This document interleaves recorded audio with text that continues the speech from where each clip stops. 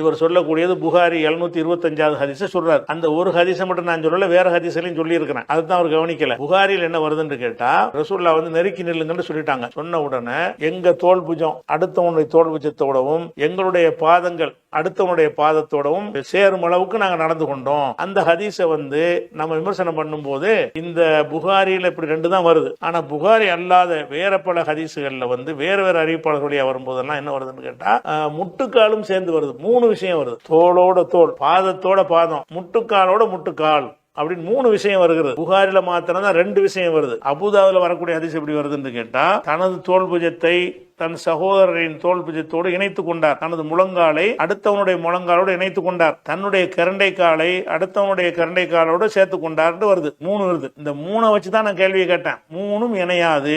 தோளோட தோல் கூட இணைஞ்சு நீ நின்றுலாம், காலோட கால் கூட இணைஞ்சு நின்றுவீங்க. 3வது ஒன்று இணைய வேண்டும். முட்டுக்காலோட முட்டுக்கால், முழங்கால் இருக்கு பாருங்களேன், முழங்காலோட முழங்கால் இப்படி கவட்டையா நின்றுட்டு தான் நிக்க முடியுமே தவிர, இயல்பாக நீங்க நின்றீர்களேயானால் ஒரு மனிதனுடைய முழங்கால் அடுத்தவனுடைய முழங்காலோடு சேரவே கால் அமைப்பு அப்படிதான் படைக்கப்பட்டிருக்கிறது. தோளோடு தோல் ஒட்டிக்கிட்டு நின்றாலும் சரி, காலோடு கால் ஒட்டிக்கிட்டு நின்றாலும் சரி, அந்த முழங்காலுக்கு கையை விட்டு போற அளவுக்கு கேப் இருக்குதான் செய்யும். அப்ப 3 விஷயம் ஹதீஸ்ல வருது. புகாரில மட்டும் 2 வருது. தாரகுத்தினில என்ன வருதுன்னு கேட்டா, தனது முழங்காலை அடுத்தவர் முழங்காலோடு தாரகுத்தினிலையும் வருது. இப்னு ஹுசைமாவுல வரக்கூடிய என்ன வருதுன்னு கேட்டா, இவருடைய முழங்கால் அவருடைய முழங்காலோட சேர்ந்து கொள்ளும் அதுலயும் வருது. அதே மாதிரி பைஹைக்கியுடைய சுனனுல் குப்ராவுல என்ன வருதுன்னு கேட்டா, அவர் முழங்காலை அடுத்தவர் முழங்காலோட சேர்த்து கொண்டார். இப்படின்னு வேற வேற ஹதீஸ் நூல்கள் எல்லாமே 3 விஷயங்களை சேர்த்து நின்றார்கள் வருகிறது. அப்பன்னா இது நிக்க சாத்தியம் இல்லாத ஒன்று ஹதீஸ்ல வரும் என்று சொன்னால் அதை உரிய முறையில் நம்ம விளங்கணும். பாதத்தோட பாதம் ஒட்டுமாண்டா ஒட்டும், தோளோட தோல் ஒட்டுமான்னு சொன்னா ஹைட் வித்தியாசமா இருந்தா ஒட்டாது. விளங்குதா? சமமான ஒரு நெருக்கமான ஹைட் இருந்தா தான் ஏன் தோளும் என் பக்கத்துல இருக்கனுடைய தோளோட போய் உரசும். சாத்தியப்படுத்தி பார்த்துருவோங்கிறீங்க, அதை சாத்தியப்படுத்தினீங்கல்ல, இதையும் சொல்ல மாட்டேன்றீங்க.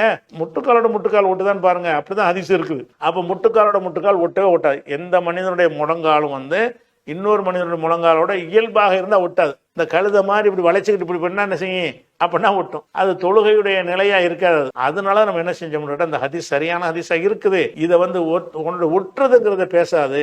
என்ன பேசணும்னு கேட்டா, ஒரே மட்டத்தில் இருக்கணும். இவன் தோல் புஜமும் அவன் தோல் புஜமும் இப்படி இப்படி இருக்க கூடாது. ஒன்னு முன்ன ஒன்னு பின்ன வரும்ல, ஒரு முன்ன பின்ன இல்லாத அளவுக்கு இது மட்டம் வைங்களேன். இப்படி ஒருத்தர் முன்னாடி போயிட்டோம்னா முந்தி போயிடும், இப்படி பிந்தி போயிடும். இந்த மாதிரி இல்லாம ஒரு மட்டத்தில் இருங்க.